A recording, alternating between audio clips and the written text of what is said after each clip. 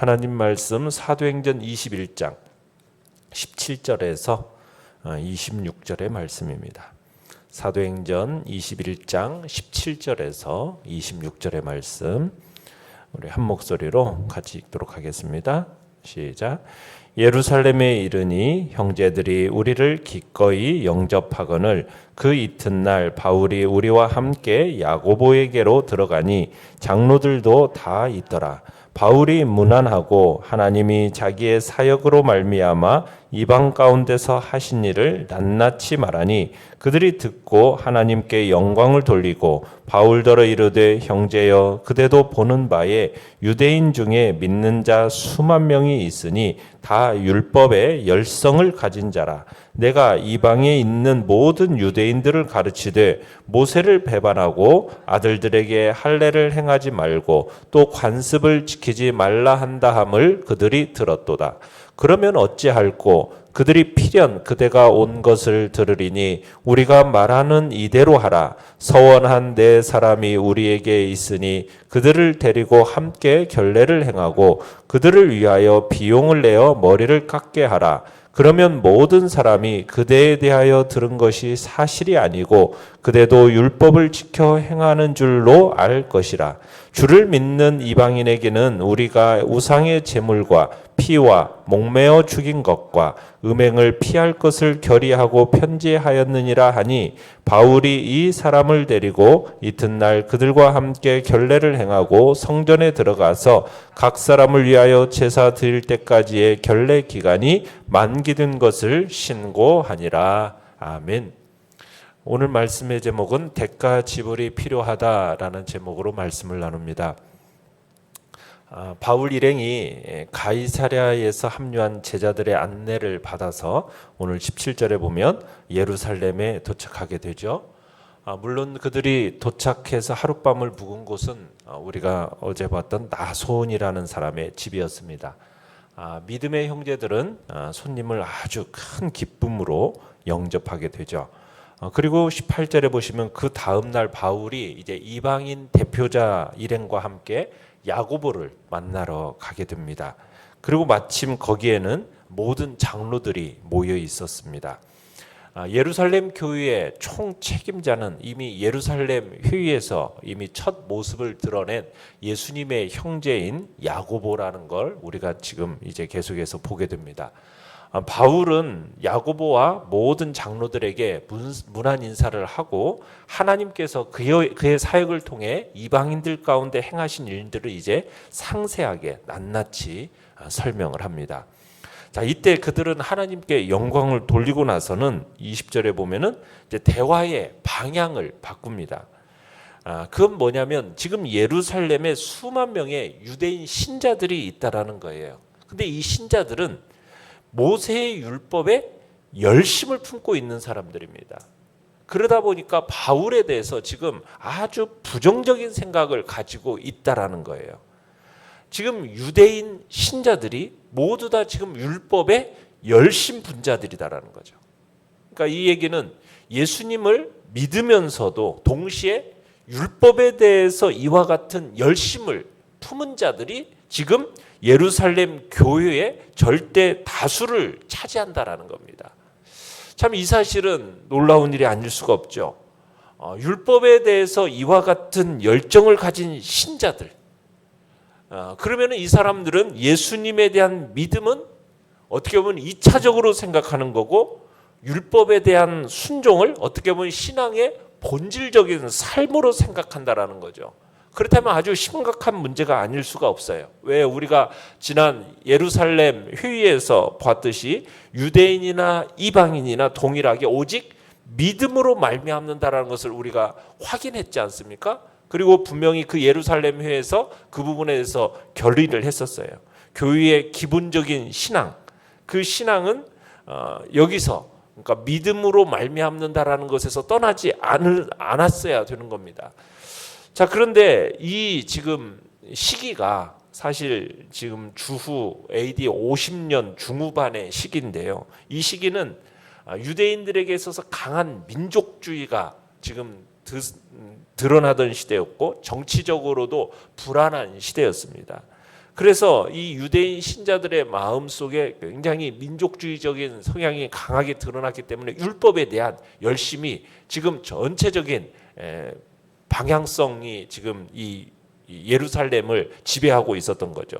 그 시기 속에 유대인 신자들조차도 이 율법에 대한 열심을 품게 되었던 것입니다. 자, 이 유대인 신자들이 그런데 바울의 선교 활동에 대해서 알고 있었어요. 그런데 그 활동에 대해서 율법에 대해서 가지고 있는 자신들의 확신과 정반대되는 내용을 알고 있다는 것을 보게 되는데요. 내용관찰 문제 1번을 보시면, 자, 예루살렘에는 바울이 어떤 소문이 퍼져 있었습니까? 자, 바울에 대해서 어떤 소문이 퍼져 있었느냐면, 21절에 보시면은 바울이 이방 지역에 흩어져 사는 유대인들에게 뭘 가르쳤다는 얘기입니까? 모세를 배반할 걸 가르치고, 그 다음에 자녀들에게는 할례를 행하지 말 것을 가르쳤고, 또 관습, 규범을 지키지 말라는 교훈을 하고 있다. 이런 소문이, 바울에 대한 이런 소문이 지금 예루살렘에 퍼져 있었다는 얘기입니다. 바울이 가르치고 있는, 근본적으로 가르치고 있는 것이 모세로부터의 배도라는 거예요. 이 자체는요, 유대인들에게 있어서 어떻게 보면은 다가오는 하나님의 나라에 들어가지 못할 심각한 죄교로 여기고 있었어요. 개인적인 배도도 이러할진데 지금 소아시아에 사는 모든 유대인들에게 지금 모세의 율법으로부터의 어떤 배도를 가르쳤다라는 것은 훨씬 더 심각한 죄가 아닐 수가 없었던 겁니다. 지금 바울이 심각한 배도를 가르친 구체적인 증거로 뭘 예로 들고 있냐면, 자녀들에게 할례를 행하지 말라 이렇게 가르쳤고, 유대인들에게 지금 율법적인 관습을 따르지 말라 이렇게 얘기했다라는 거예요. 여러분, 우리가 사도행전을 지금까지 봐왔지만 사도 바울은 이런 내용에 대해서 유대인들에게 이 같은 교훈을 가르친 것은, 증거는 전혀 없어요. 한 번도 구체적으로 바울이 할례를 금했다거나 모세 관습을 폐기하도록 가르친 적은 없다는 얘기입니다. 그런 주장을 바울은 펴지 않았었어요. 그런데 지금 이런 소문이 지금 예루살렘에 지금 쫙 퍼져 있는 거예요. 자, 내용 관찰 문제 2번입니다. 야고보가 바울에게 제안한 것은 무엇입니까? 자, 야고보와 장로들은 이런 터무니없는 소문을 바울 자신이 좀 행동으로 잠재워 줄 것을 당부를 합니다. 만약 이 문제가 제대로 해결되지 않으면 지금 사도 바울에게 불상사가 생길 것을 예상하고 있었던 거죠. 그래서 22절에 보면, 그러면 어찌할꼬 그들이 필연 그대가 온 것을 들으리니. 그러니까 지금 사도 바울이 이곳에 온 것을 들었으면 이제 어떤 일이 일어날지 불상사에 대해서 지금 염려스럽게 말을 하고 있는 겁니다. 자, 그들이 지금 문제 구체적인 해결 방안으로 제시한 것은 뭐냐면, 그 다음 이제 23절, 24절을 보시면, 서원한 네 사람을 데리고 성전에 들어가서 결례 의식을 행하고 또 그들이 삭발할 수 있도록 비용을 대주라는 겁니다. 지금 바울이 이렇게 하면은, 자, 그들 모두가, 예루살렘에 있는 그 신자들이 바울에 관한 그 소문이 잘못된 것임을 확인할 것이라는 거예요. 뿐만 아니라 몸소 바울이 율법도 준수하며 살고 있다라는 사실을 알게 될 거다라고 지금 얘기를 하고 있는 거죠. 자, 여기서 지금 언급된 서약한 네 사람이라는 것은 뭐냐면, 예루살렘 교회에 아마 가난한 사람들로서 나시린 서약을 했던 사람들로 보입니다. 나시린 서약이라는 것이 이제 민수기에 보면은 나오는 건데요. 어떤 자발적인 헌신, 경건의 서약인데, 이 서약을 한 사람들은 최소한 30일간의 어떤 포도주를 삼가고 또 죽은 시체도 멀리하고 머리를 깎지 않고 구별된 생활을 해야 합니다. 자, 이 나시린 서약이 성공적으로 맞춰지게 되면은 모세의 율법에 지정된 대로 삭발을 하고요. 그 다음에 각종 희생 제사를 머리카락과 함께 하나님께 드려야 했습니다. 그 속에 번제물로 사용되어지는 게 뭐가 있느냐면, 1년 된 흠없는 순양 하나, 속죄제물로는 1년 된 흠없는 어린 암양 하나, 화목제물로는 흠없는 순양 하나, 이렇게 드려야 돼요.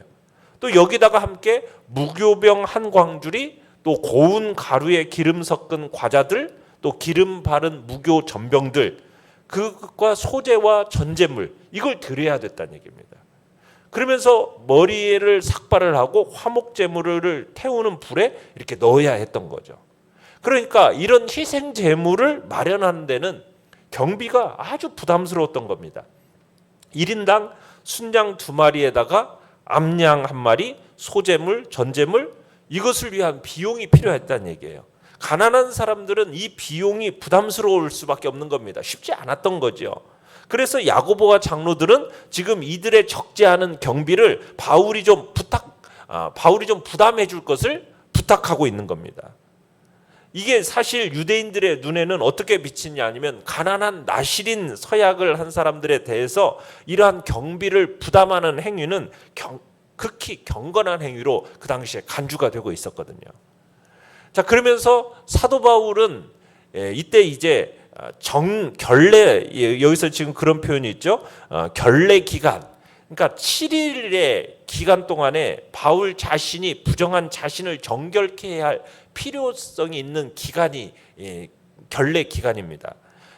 왜냐하면은 외국에 살다가 돌아와서 성전 의식에 참여하려면은 경건한 유대인들이 행하는 것이 뭐가 있냐면 7일간의 결례 의식을 거쳐야만 했던 것입니다. 그러니까 결례 의식이 필요한 사람은 나실인 서약 중에 있는 이 네 사람이 아니라 지금 이방 땅에서 오랫동안 살다가 돌아온 바울 자신이었던 거죠.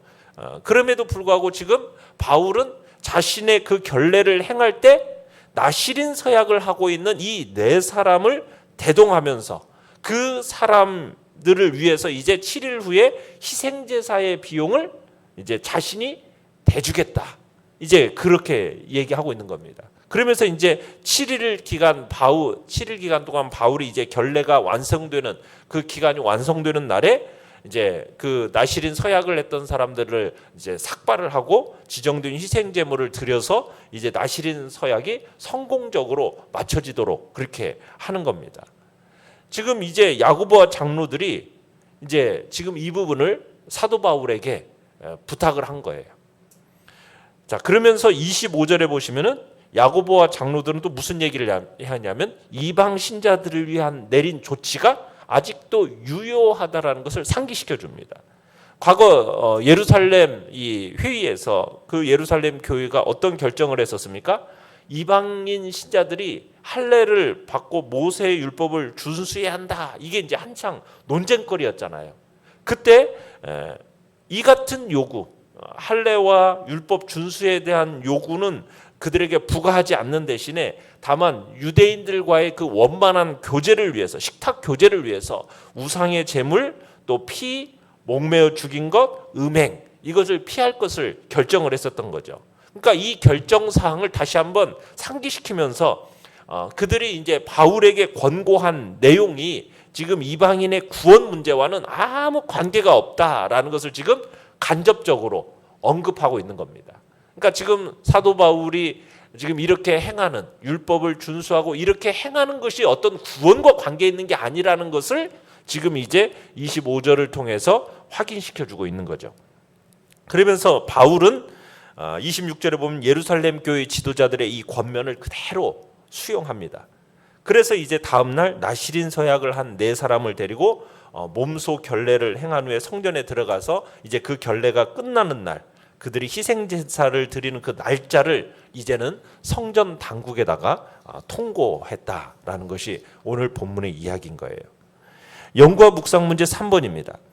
바울이 야고보의 제안에 따라 굳이 결례를 행한 까닭은 무엇입니까?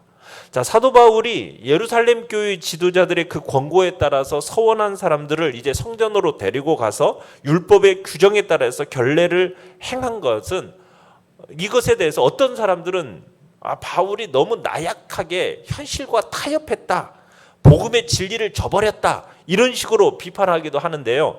이런 비판은 사도 바울의 참 모습을 올바로 보지 못한 데에 대한 오해인 거죠. 거기서 비롯된 오해인 거죠. 사실 이런 결례에 참여하느냐 안 하느냐, 이건 진리의 문제는 아니에요.